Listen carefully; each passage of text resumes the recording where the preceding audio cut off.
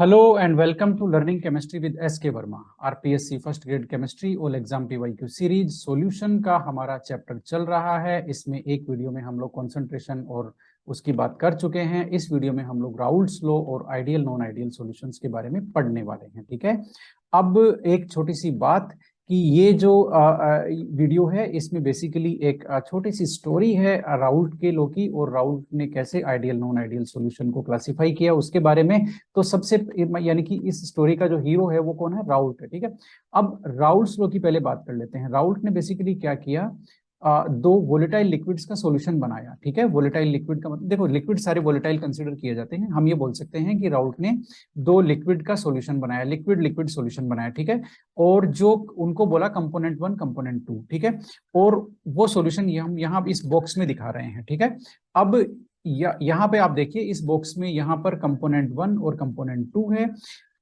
इन components के जो मोल fraction है वो है x1 और x2। कंपोनेंट वन का mole fraction x1, component to का मोल फ्रैक्शन क्या है? x2। अब कंपोनेंट वन का जो जो ऊपर जो जाहिर सी बात है सॉल्यूशन है तो ऊपर वेपर बनेगी। वेपर में कंपोनेंट वन का जो पार्शियल प्रेशर होगा वो P1 है, और कंपोनेंट टू का जो पार्शियल प्रेशर है वो P2 है। और यदि हम इन दोनों का सम कर देंगे, किनका ऐड कर देंगे इनको, पार्शियल प्रेशर P1 और P2 को, तो सॉल्यूशन का टोटल वेपर प्रेशर आ जाएगा पीटी। बात को आप समझ रहे हैं? तो पीटी क्या हुआ? इंडिविजुअल जो पार्शियल प्रेशर है कंपोनेंट वन और कंपोनेंट टू का, उसका सम होता है। ठीक है, अब राउल्ट ने क्या किया, एक एक्सपेरिमेंट किया कि उसने जो कंपोनेंट वन को पकड़ा, कंपोनेंट वन के मोल फ्रैक्शन को इंक्रीज किया, तो उसने देखा कि इसका जो पार्शियल प्रेशर है P1 वो भी इंक्रीज हो गया, यानी कि वेपर में जो पार्शियल वेपर प्रेशर है वो इंक्रीज हो गया। इसी तरह से कंपोनेंट टू के मोल फ्रैक्शन को इंक्रीज किया तो उसका जो पार्शियल वेपर प्रेशर है वो भी इंक्रीज हो गया P2, है ना। यानी कि P1 डायरेक्टली प्रोपोर्शनल है x1 के और P2 डायरेक्टली प्रोपोर्शनल है x2 के। यहीं से उसने स्टेटमेंट दे दिया कि भाई लिक्विड लिक्विड सॉल्यूशंस के लिए यदि हम किसी भी कंपोनेंट का जो मोल फ्रैक्शन इंक्रीज करते हैं तो उसका जो पार्शियल वेपर प्रेशर है वो बढ़ जाता है। बात आपको समझ में आ गई? यही राउल्ट ने स्टेटमेंट दे दिया। ठीक है, क्या कि लिक्विड लिक्विड सॉल्यूशंस के लिए किसी भी कंपोनेंट का यदि मोल फ्रैक्शन इंक्रीज करते हैं तो उसका जो पार्शियल वेपर प्रेशर है वो भी बढ़ जाता है, वो भी इंक्रीज हो जाता है। यानी कि partial vapour pressure is directly proportional to the mole fraction of the component. बात समझ में आ गई? ठीक है, तो ये कंपोनेंट वन के लिए, ये कंपोनेंट टू के लिए जो P2 directly proportional to x2। ठीक है,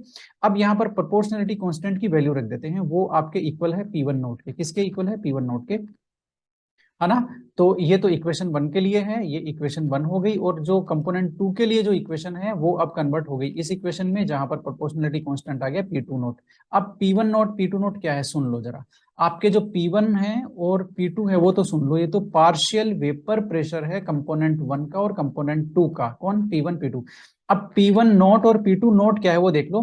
P1 नोट है आपका vapour pressure of component one in pure state, यानी कि ये तो जो P1 और P2 है ये सॉल्यूशन में है। ठीक है, और P1 नॉट और जो P2 नॉट है वो कंपोनेंट वन और कंपोनेंट टू का वेपर प्रेशर है प्योर स्टेट में, यानी कि जब कंपोनेंट वन और कंपोनेंट टू ही है, यानी कि अलग अलग। ठीक है, तो अब P2 नोट क्या हो गया? Vapour pressure of component two in pure state. Pure state में ये वेपर प्रेशर है कंपोनेंट वन और कंपोनेंट टू के। हमें इक्वेशन मिल चुकी है, इक्वेशन वन और इक्वेशन टू। ठीक है, किसकी है? Partial vapour pressure of component one और component two in solution. Okay, ये देखो भाई राउल्ट्स का लॉ का स्टेटमेंट है, एनसीईआरटी से लिया है। For solution of volatile liquids, volatile liquid का सॉल्यूशन बनाते हैं, the partial vapour pressure of each component, हर कंपोनेंट का पार्शियल वेपर प्रेशर, है ना। जैसे वन के लिए लें तो P1 directly proportional to its mole fraction, है ना। जैसे ये कंपोनेंट वन के लिए हो गया, इसके डायरेक्टली प्रोपोर्शनल है, यही राउल्ट्स लॉ है। ठीक है, तो ये कंपोनेंट वन के लिए तो ये इक्वेशन आ गई, ये प्रोपोर्शनलिटी कांस्टेंट रख दिया हमने P1 नॉट।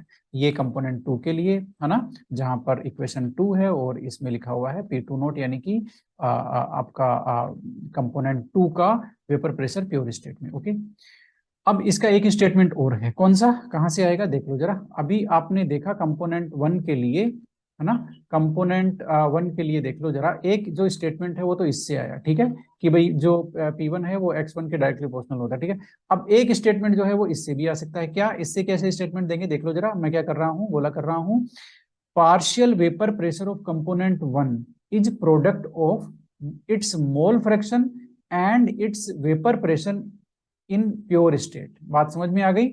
यानी कि जो P1 है वो क्या है? पार्शियल वेपर प्रेशर है किसका? कंपोनेंट वन का। वो किसका प्रोडक्ट है? वो इसके मोल फ्रैक्शन और इसके वेपर प्रेशर इन प्योर स्टेट के प्रोडक्ट के इक्वल है, यानी कि इनके मल्टीप्लाई के इक्वल है, प्रोडक्ट के इक्वल है, ठीक है। तो ये एक दूसरा स्टेटमेंट यहाँ से हो गया, ठीक है। तो इस तरह से दोनों स्टेटमेंट जो राउल्ट्स के लॉ हैं वो हमने देख लिए। ये देखो, ये रहा, for a solution of volatile liquids the partial vapour pressure of each component, हर कंपोनेंट का partial vapour pressure in solution is equal to the product of vapour pressure of pure component. Vapour pressure of pure component 1 के लिए क्या लिखेंगे, P1 naught and its mole fraction, और इसके mole fraction के equal होगा, ठीक है। तो ये लो भाई, आ गई वो इक्वेशन, है ना। तो इस तरह से ये दोनों इक्वेशन से दोनों स्टेटमेंट हो गए, ठीक है। अब देखो भाई, P1 और P2 ये क्या है, ये है पार्शियल वेपर प्रेशर। अब पार्शियल वेपर प्रेशर को ऐड कर देते हैं, P1 और P2 को हम ऐड कर देते हैं, तो वो क्या हो जाएगा, टोटल वेपर प्रेशर हो जाएगा, ठीक है। अब इस इक्वेशन में, ये जो इक्वेशन है ना, ये मैं हटा देता हूं वापस, ठीक है ना। इस इक्वेशन में जहां टिक कर रहा हूं वहां P1 और P2 की वैल्यू रख दो, तो आपको इक्वेशन मिलेगा ये, ठीक है। बात समझ में आ गई। अब इसको सोल्व कर दोगे तो इक्वेशन मिलेगा ये, और उसको और सोल्व करोगे तो इक्वेशन मिलेगा ये, यानी कि इक्वेशन 1, इक्वेशन 2, इक्वेशन 3 आपको मिल गया। किसने दे दिया, राउल्ट ने दे दिया। और राउल्ट ने ये कहा कि भाई राउल्ट ने ये कहा कि किसी भी सॉल्यूशन का जो वेपर प्रेशर है ना, वो कैलकुलेट करने के लिए आपको एक्सपेरिमेंट करने की जरूरत नहीं है। एक काम करो, मैं ये 3 इक्वेशन दे रहा हूं, और इनमें से किसी भी इक्वेशन को अप्लाई करके आप उस सॉल्यूशन का vapour pressure, total vapour pressure calculate कर सकते हैं। यानी कि राउल्ट ने क्या दिया, राउल्ट ने हमें किसी भी लिक्विड लिक्विड सॉल्यूशन का, बात समझ रहे हैं ना, ये लिक्विड लिक्विड सॉल्यूशन के लिए ही है सारी स्टोरी। तो लिक्विड लिक्विड सॉल्यूशन का टोटल वेपर प्रेशर करने का थ्योरेटिकल रूट दे दिया। उसने कहा एक्सपेरिमेंट करने की जरूरत नहीं है, ये 3 इक्वेशन मैंने दे दिए, इनको इनमें वैल्यू रखो और कैलकुलेट कर लो, बस। सॉल्यूशन बना करके पूरा एक्सपेरिमेंट करने की बिल्कुल भी जरूरत नहीं है, ठीक है। तो राउल्ट्स ने हमें टोटल वेपर प्रेशर को थ्योरेटिकली कैलकुलेट करने का रूट, अल्टरनेटिव रूट दे दिया हमें, ठीक है, कि भाई किसी भी सॉल्यूशन का वेपर प्रेशर निकालना है, राउल्ट लो लगा लो, ठीक है। अब ये तो हुई राउल्ट लो की बात, है ना। अब क्या हुआ कि आगे स्टोरी थोड़ी सी आगे और है, वो ये है कि जो सॉल्यूशन हमारे होते हैं वो बेसिकली 2 टाइप होते हैं। एक तो आपका आइडियल होता है और एक आपका होता है नॉन आइडियल, ठीक है। अब जो नॉन आइडियल है उसमें भी 2 तरह के डेविएशन होते हैं। डेविएशन जानते हो ना, विचलन, है ना, आदर्श स्थिति से विचलन, ठीक है। तो वो 2 तरह का हो सकता है, एक तो पॉजिटिव डेविएशन और एक निगेटिव डेविएशन, ठीक है। तो इस तरह से टोटल हमारे पास सॉल्यूशन 3 टाइप के हो गए, एक तो आइडियल सॉल्यूशन, एक non ideal with positive deviation, एक non ideal with negative deviation, ठीक है। अब आइडियल सॉल्यूशन तो आप जानते हो ना, जो राउल्ट्स के लॉ को फॉलो करते हैं, ठीक है। नॉन आइडियल जानते हो, जो राउल्ट्स के लॉ को फॉलो नहीं करते। ये बहुत सिंपल सी इक्वेशन, इनका मीनिंग है, ठीक है। अब ये कैसे है, कौन फॉलो करता है कौन नहीं करता, फॉलो करने से क्या मतलब है, वो मैं यहाँ पहले बता देता हूँ, है ना। अब देखो भाई, राउल्ट ने अभी अभी बताया ना कि ये 3 इक्वेशन है, इनकी हेल्प से आप किसी भी सॉल्यूशन का टोटल वेपर प्रेशर यानी कि पीटी आप कैलकुलेट कर सकते हो, ठीक है ना। तो अब देखो भाई, कोई भी सॉल्यूशन आपने लिया, बनाया आपने सॉल्यूशन, और उसका आपने क्या हुआ, एक्सपेरिमेंट करके पीटी कैलकुलेट किया, जिसको आपने बोला पी ऑब्जर्व्ड, कि ये भाई हमारा जो प्रेशर है ये ऑब्जर्व्ड प्रेशर है, ठीक है। अब एक राउल्ट के लॉ ने ये जो इक्वेशन दी है ना 3, इनमें से किसी भी एक में वैल्यू रख करके हमने राउल्ट के लॉ के द्वारा जो वेपर प्रेशर आना चाहिए था वो भी हमने कैलकुलेट कर लिया, उसको हमने नाम दिया पी आर, वो हमारा पी राउल्ट है, ठीक है। फिर हमने देखा कि भाई कौन ज्यादा कौन कम है, क्या सिचुएशन है।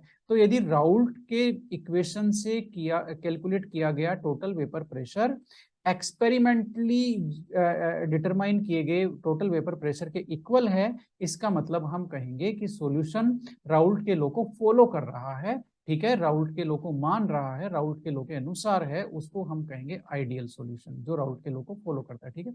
मान लेते हैं कि आपने जो एक्सपेरिमेंट करके वेपर प्रेशर निकाला पी ऑब्जर्व्ड, वो राउल्ट की इक्वेशन से किए गए कैलकुलेट किए गए टोटल वेपर प्रेशर से ज्यादा आ गया। आपने सॉल्यूशन बनाया और उसको एक्सपेरिमेंट किया तो ज्यादा वैल्यू आई, और राउल्ट के लॉ से, ये जो राउल्ट के जो 3 इक्वेशन है इनमें से किससे भी एक से कैलकुलेट कर रहे हैं तो आपकी वैल्यू कम आ रही है। इसका मतलब हम कहेंगे P observed is equal two is greater than आपका क्या है, पी आर, यानी कि प्रेशर राउल्ट, ठीक है। राउल्ट के लॉ से कैलकुलेट किए गए प्रेशर से ज्यादा है कौन, आपका ऑब्जर्व्ड यानी कि एक्सपेरिमेंटल। इसका मतलब है, इसको हम कहेंगे कि ये पॉजिटिव डेविएशन है। पॉजिटिव डेविएशन का मतलब एक्चुअल में सॉल्यूशन का वेपर प्रेशर ज्यादा है, जबकि राउल्ट की इक्वेशन से कैलकुलेट करेंगे तो वो कम आएगा। बात समझ में आ गई, ओके। अब इसके उल्टी सिचुएशन ले लेते हैं कि आपका राउल्ट के लॉ से, राउल्ट के जो इक्वेशन से कैलकुलेट करते हैं, वो आपका वेपर प्रेशर ज्यादा है, इससे एक्सपेरिमेंटल वेपर प्रेशर से आपने एक्सपेरिमेंट किया, वो वैल्यू कम आई, जबकि राउल्ट के लॉ के इक्वेशन में वैल्यू रख करके, देखो P1 नॉट P2 नॉट इनकी सबकी वैल्यू रख करके जो आप कैलकुलेट कर रहे हो वो ज्यादा आ रही है। तो इक्वेशन हो गई, सिचुएशन हो गई ये, ठीक है। तो ये हो गई, तो इसको अब हम कहेंगे कि भाई जो वेपर प्रेशर है वो कम है, एक्चुअल वेपर प्रेशर कम है, राउल्ट वाला ज्यादा है, तो एक्चुअल कम है, इसलिए इसको कहेंगे कि ये निगेटिव डेविएशन है। बात समझ में आ गई। तो 3 सिचुएशन हो सकती है हमारे पास यहाँ पर, वो मैंने आपको अच्छी तरह से बता दी है कि आइडियल जो सॉल्यूशन की सिचुएशन है वो क्या होगी, है ना, और नॉन आइडियल सिचुएशन में पॉजिटिव डेविएशन की क्या होगी। जैसे P ऑब्जर्व्ड और आपका P राउल्ट ये दोनों बराबर हो तो ये आपका आइडियल सॉल्यूशन होगा, और यदि P ऑब्जर्व्ड यदि ज्यादा है प्रेशर राउल्ट, यानी कि आपके राउल्ट के लॉ से जो इक्वेशन, राउल्ट के लॉ की जो इक्वेशन है उससे यदि कैलकुलेट करते हैं, उससे यदि आपका जो वेपर प्रेशर है सॉल्यूशन का वो ज्यादा आ रहा है, इसका मतलब ये पॉजिटिव डेविएशन हो गया, ठीक है। और यदि वो कम आता है तो आपका निगेटिव डेविएशन हो गया। ये 3 सिचुएशन है, ठीक है। अब हम इन तीनों के पीछे का जो लॉजिक है, जो रीजन है, उसको समझने वाले हैं। तो अब हम क्या करने वाले हैं, कंपोनेंट ए और कंपोनेंट बी हमारे पास है, इनका मिला करके बनाएंगे सॉल्यूशन। और जो तीनों पॉसिबिलिटीज हैं, आइडियल सॉल्यूशन, सेकंड है ideal solution, non ideal solution with positive deviation, third है non ideal solution with negative deviation, वो तीनों हम देखेंगे। सबसे पहले मैं आपको ये बता देता हूं कि कंपोनेंट ए के मॉलिक्यूल के बीच में जो इंटरेक्शन हो रही है, अट्रैक्टिव इंटरेक्शन, उसको हम ए इंटरेक्शन बोल रहे हैं। कंपोनेंट बी के मॉलिक्यूल के बीच में जो इंटरेक्शन है उसको हम बी इंटरेक्शन बोल रहे हैं, ठीक है। अब सबसे पहली पॉसिबिलिटी ये है कि आपने ए और बी को मिलाया, ठीक है, ए प्लस आपने बी किया, ए प्लस बी करते ही क्या होगा, इन दोनों के मॉलिक्यूल के बीच में नई इंटरेक्शन बनेगी, वो है आपकी ए बी इंटरेक्शन, ठीक है। अब सबसे पहली पॉसिबिलिटी क्या हो सकती है कि आपकी जो नई बनने वाली इंटरेक्शन है, ए बी इंटरेक्शन, वो ए इंटरेक्शन और बी बी इंटरेक्शन के इक्वल है, यानी कि उसका जो मैग्नीट्यूड है, यानी कि ए बी इंटरेक्शन उतनी ही स्ट्रांग है जितनी की ए और बी बी इंटरेक्शन है। उसकी वजह से क्या होगा, उसकी वजह से ये होगा कि सॉल्यूशन में जो वेपर है, वेपर उतनी ही बनेगी जितनी पहले इंडिविजुअल कंपोनेंट में बन रही थी, ठीक है। इसका मतलब वेपर प्रेशर भी उतना ही रहेगा जितना इंडिविजुअल कंपोनेंट का है, यानी कि उसको ऐड करने से जितना होगा, ठीक है ना। यानी कि आपका जो दोनों जो कंपोनेंट है, कंपोनेंट 1 कंपोनेंट 2, इन दोनों के वेपर प्रेशर को हम ऐड कर देते हैं, ठीक है, तो जितना आएगा टोटल वेपर प्रेशर उतना ही है ना।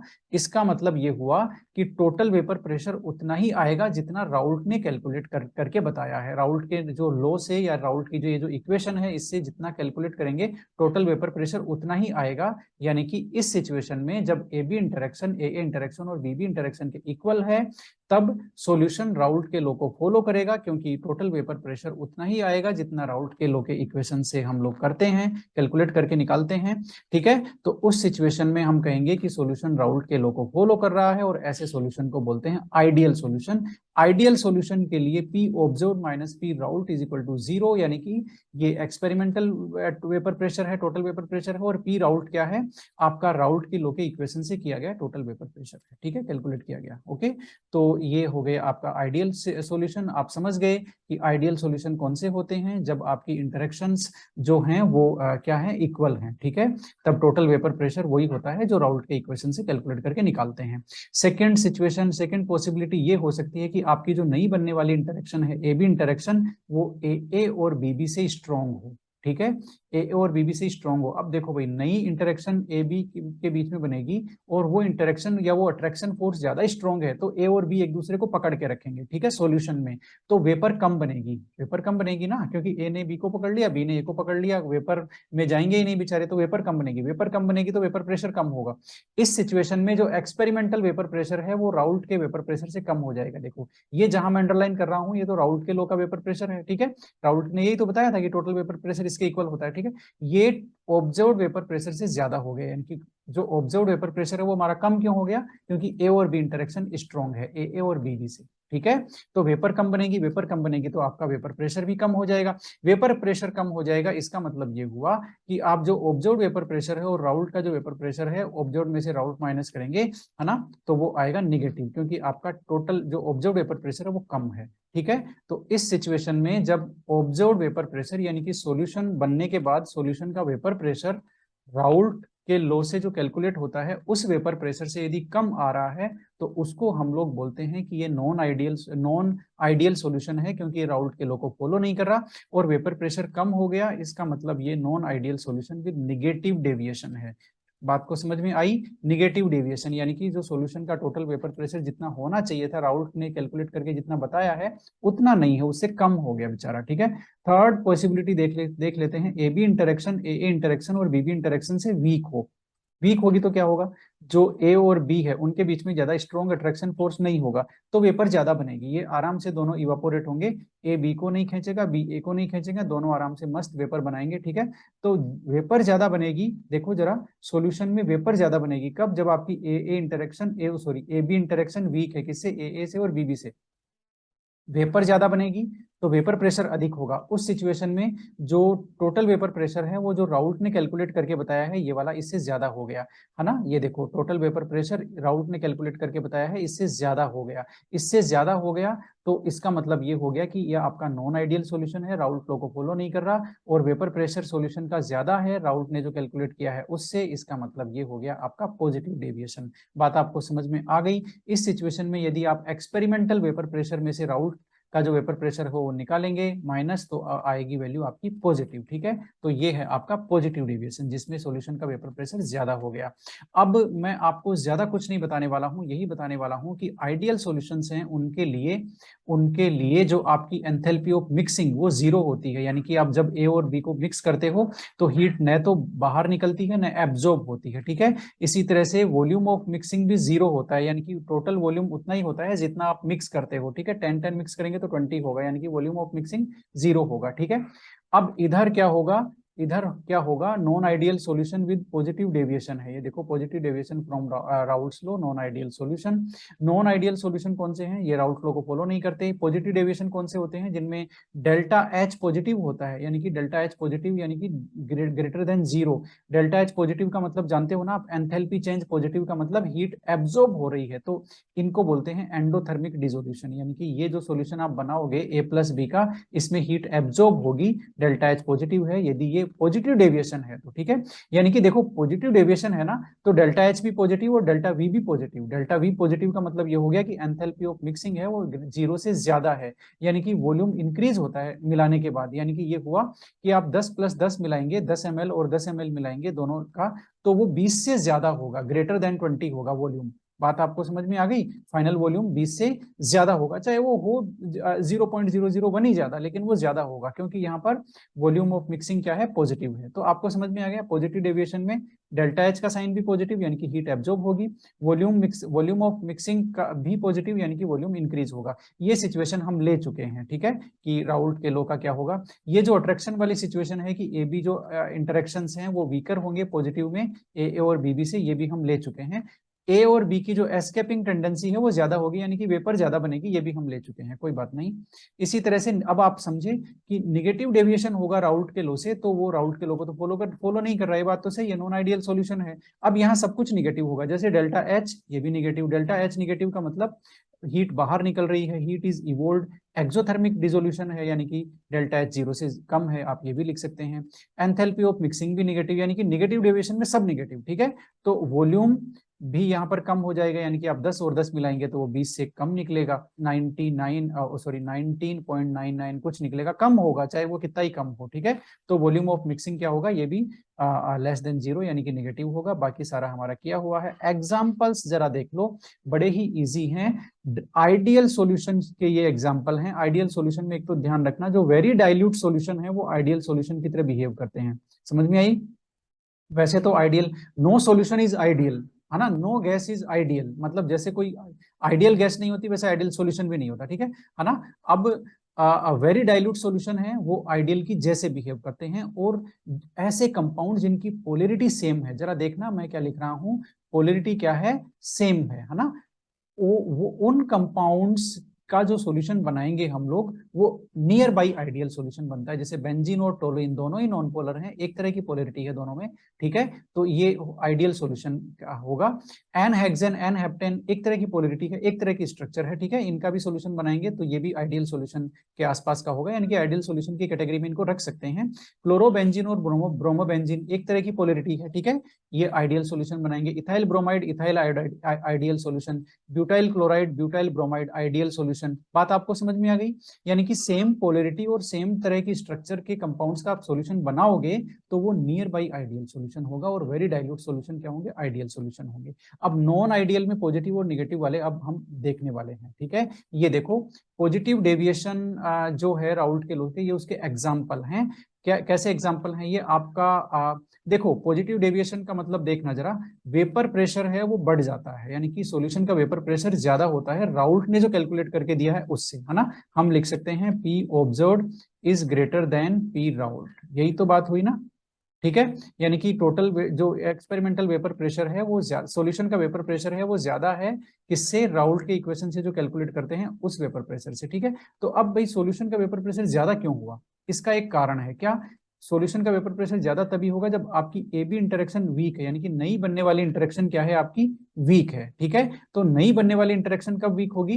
है ना, जब जो पुरानी इंटरेक्शन है ए या बी के बीच में कोई ऐसी स्ट्रॉन्ग इंटरेक्शन है वो टूट जाए, है ना, तो नई बनने वाली इंटरेक्शन क्या है? वो वीक होगी, ठीक है। तो ऐसे केसेस देख लेते हैं फटाफट कि कब वेपर कब ज्यादा बनेगी। देखो ए बी इंटरेक्शन वीक होगा तो वेपर ज्यादा बनेगी, वेपर ज्यादा बनेगी तो वेपर प्रेशर ज्यादा होगा, वेपर प्रेशर ज्यादा हो गया तो वो पॉजिटिव डेविएशन हो गया। बहुत सिंपल सी स्टोरी है, ठीक है। अब एग्जाम्पल लेते हैं नंबर 1, इसमें इथेनॉल में एसीटोन मिलाया। अब देखो इथेनॉल में तो हाइड्रोजन बॉन्डिंग होती है, ये आप जानते हो। अब एसीटोन इथेनॉल में मिक्स कर देंगे तो इथेनॉल के मॉलिक्यूल के बीच में जो हाइड्रोजन बॉन्डिंग है वो टूट जाएगी, है ना, और इथेनॉल और एसीटोन के बीच में कोई इतनी स्ट्रॉन्ग हाइड्रोजन बॉन्डिंग बनेगी नहीं। इसका मतलब नई बनने वाली जो इंटरेक्शन है कौन सी? आप इथेनॉल और एसीटोन के बीच में जो ए बी इंटरेक्शन वो वीक होगी, है ना, क्योंकि इथेनॉल के मॉलिक्यूल के बीच में हाइड्रोजन बॉन्डिंग है वो टूट जाएगा, यानी कि नई बनने वाली इंटरेक्शन यहाँ पर वीक है। वीक है तो पॉजिटिव डेविएशन है, ठीक है।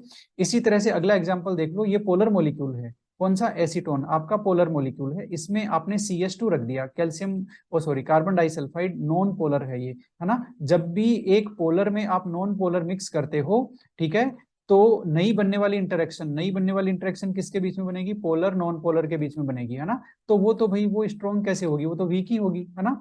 तो हमेशा ध्यान रखना एसीटोन एसीटोन के मॉलिक्यूल के बीच में डाइपोल अट्रैक्शन है, यानी कि वो पोलर है, इसलिए डाइपोल डाइपोल अट्रैक्शन है। जैसे ही CH2 डालेंगे तो CH2 क्या करेगी? वो एसीटोन के मॉलिक्यूल के बीच का जो अट्रैक्शन है उसको तोड़ देगी, है ना, क्योंकि ये तो नॉन पोलर है, ठीक है। इसलिए जो नई बनने वाली इंटरेक्शन है ए बी इंटरेक्शन वो क्या हो गई?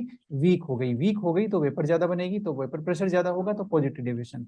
ऐसे ही यहाँ देख लो एक मैं आपको छोटी सी ट्रिक बता रहा हूं, एल्कोहल कोई भी हो उसमें आप कुछ भी डाल दो, एल्कोहल में आप कुछ भी डाल दो, वो हमेशा पॉजिटिव डेविएशन होगा, क्योंकि एल्कोहल का हाइड्रोजन बॉन्डिंग टूट जाएगा और जो नया बॉन्ड बनेगा वो उतना स्ट्रॉन्ग नहीं होगा कि जितना कि एल्कोहल में हाइड्रोजन बॉन्ड था। बात समझ में आ गई? इसलिए एल्कोहल में एसीटोन डालो पॉजिटिव, ये आपका मिथेनॉल ये भी एल्कोहल है, इसमें वाटर डालो पॉजिटिव, इथेनॉल में आप वाटर डालो पॉजिटिव डेविएशन, ठीक है। या एक दूसरी ट्रिक और दे रहा हूं कि कोई भी पोलर कंपाउंड है उसमें आप नॉन पोलर मिक्स कर दो, है ना, तो भी पॉजिटिव डेविएशन होगा, क्योंकि पोलर पोलर के बीच का जो अट्रैक्शन फोर्स है वो टूट जाएगा। जैसे एसीटोन में आपने CH2 डाला, ठीक है, ये क्लोरोफॉर्म पोलर है, इसमें आपने कार्बन टेट्राक्लोराइड डाल दिया, ठीक है।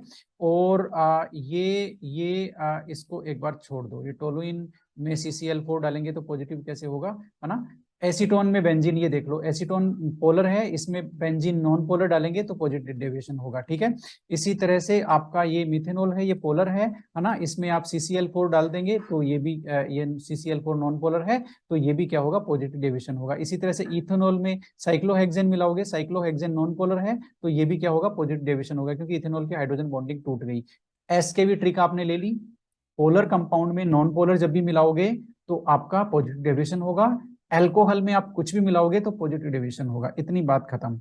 अब निगेटिव पे आ जाते हैं। निगेटिव का मतलब आप समझ गए, निगेटिव का मतलब ये होता है कि वेपर प्रेशर कम है, वेपर प्रेशर कम है इसका मतलब वेपर कम बनी है, वेपर कम बनी है इसका मतलब है कि ए और बी की जो इंटरेक्शन है वो क्या है? स्ट्रॉन्ग है, ए और बी ने एक दूसरे को पकड़ा हुआ है, वेपर नहीं बन रही भाई, है ना, ठीक है।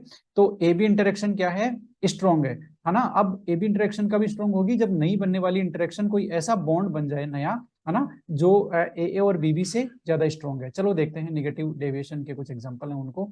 अब एसीटोन में हमने मिलाया एनिलीन, एसीटोन में क्या मिला है, एनिलीन। अब एसीटोन में भी हाइड्रोजन बॉन्डिंग नहीं है, एनिलीन में भी हाइड्रोजन बॉन्डिंग नहीं है, लेकिन एसीटोन में एनिलीन मिला देंगे तो हाइड्रोजन बॉन्डिंग बन जाएगी इस तरह से। ये देखो, ये एनिलीन का मॉलिक्यूल है, ये एसीटोन का मॉलिक्यूल है, ये एसीटोन का ऑक्सीजन और एनिलीन का हाइड्रोजन के बीच में क्या बन गया, आपका हाइड्रोजन बॉन्ड बन गया। और हाइड्रोजन बॉन्ड दोनों ही जो आपके कंपोनेंट है एसीटोन और एनिलीन, इन दोनों में ही नहीं था, लेकिन अब दोनों को मिलाने से बन गया। इसका मतलब जो नई इंटरेक्शन बनी है ए बी वो स्ट्रॉन्ग है, वो स्ट्रॉन्ग है तो वेपर कम बनेगी, वेपर कम बनेगी तो वेपर प्रेशर कम होगा, वेपर प्रेशर कम होगा तो निगेटिव डेविएशन होगा। बात आपको समझ में आ गई? यस। अब यहां पर भी ये देख लो, एसीटोन में क्या मिलाया, क्लोरोफॉर्म। अब क्लोरोफॉर्म में हाइड्रोजन बॉन्डिंग नहीं है, है ना, एसीटोन में भी हाइड्रोजन बॉन्डिंग नहीं है, ठीक है। लेकिन क्लोरोफॉर्म और एसीटोन को मिलाएंगे तो ये इस डायग्राम से समझ लो, ये देखो क्लोरोफॉर्म का हाइड्रोजन और एसीटोन का जो ऑक्सीजन है उनके बीच में बन गई क्या, हाइड्रोजन बॉन्डिंग। हाइड्रोजन बॉन्डिंग बन गई, इसका मतलब नई बनने वाली जो इंटरेक्शन है वो क्या है, आपकी ए बी इंटरेक्शन स्ट्रॉन्ग है। वो स्ट्रॉन्ग है तो क्या हुआ, समझ गए ना आप, निगेटिव डेविएशन है। इसी तरह से अल्कोहल में मिलाया आपने कार्बोक्सिलिक एसिड, है ना, नया बनने वाला हाइड्रोजन बॉन्ड वो स्ट्रॉन्ग होगा। इसी तरह से HNO3 में मिलाया आपने H2O, ठीक है। तो इधर से देखो, ये तो आपका H2O है, ये आपका HNO3 है। इनको आप ध्यान से देखो, ये HNO3 है और ये H2O है, इनके बीच में ये बन गई आपकी हाइड्रोजन बॉन्डिंग, है ना। तो हाइड्रोजन बॉन्डिंग बन गई तो नया बनने वाली इंटरेक्शन स्ट्रॉन्ग है तो निगेटिव डेविएशन है। इसी तरह से HCl में आप वाटर मिलाएंगे, इसी तरह से आप ये आपके जो एसिटिक एसिड है उसमें मिलाएंगे पिरिडीन। तो बात को समझो, क्या समझ रहे हो आप ये समझ रहे हो कि जब भी नई बनने वाली इंटरेक्शन स्ट्रॉन्ग है, यानी कि हाइड्रोजन बॉन्डिंग होने के चांसेस हैं, ठीक है, स्ट्रॉन्ग हाइड्रोजन बॉन्डिंग, तो वो आपका निगेटिव डेविएशन होगा। बात आपको समझ में आई? Okay, yes. अब क्वेश्चंस देख लेते हैं सॉल्यूशंस का, ये जो राउल्ट्स लॉ और हमारा क्या बोलते हैं, आइडियल नॉन आइडियल सॉल्यूशन